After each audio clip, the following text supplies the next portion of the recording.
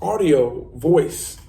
As you guys know, a lot of people high up in the world of kind of content creation say voice is the era that we're moving into, and I really believe this, and I think that when you're thinking of your brand, you have to consider voice and audio.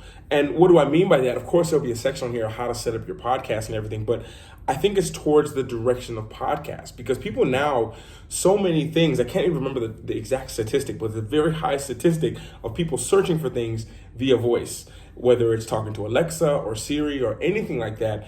It's the way we're moving. So I think that as part of your brand, voice, you need to have voice out there. And I guess to tie it into it, we'll go into in depth of how to set up your podcast. But for example, voice happens to accomplish things that you can't accomplish if it's not voice.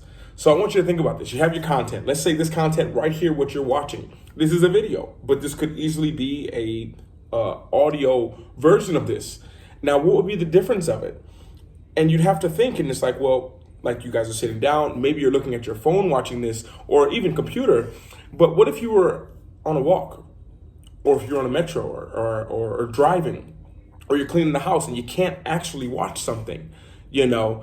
Now, if I had this, I probably in the future will put this entire series in audio format, but you can see the power in audio.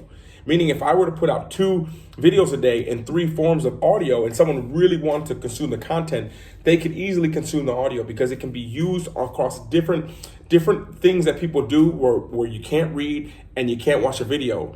Voice is there. It's kind of like music. Like music is powerful. You don't always see the music video for a song, but you can always listen to the music. You can listen to it over and over again. Think about how popular audiobooks are right now. You know, and I think that it's something that you really need to consider as part of your brand is having audio. So most of you all, I hope you guys are starting podcasts. If not, there'll be a section here explaining how to do that.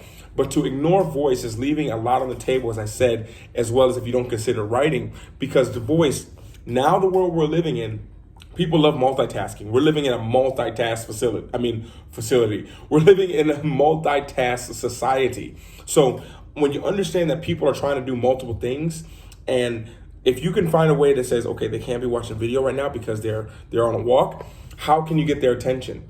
And that's by voice. I know this is a very small section on voice, but it's very important to consider it when you think of how people are going. When you see people walk around with their headphones on, they can be consuming your content via voice. They won't be watching their phone, watching a video or reading something necessarily. When people are walking in on the move, metro, boom, boom, boom, boom, boom, it's voice. So leaving out the audio, leaving out voice as part of your content strategy is leaving it out on the table, because the world we're moving to is voice. Listening to things while you're working out, while you're doing things. Why podcasts are so popular.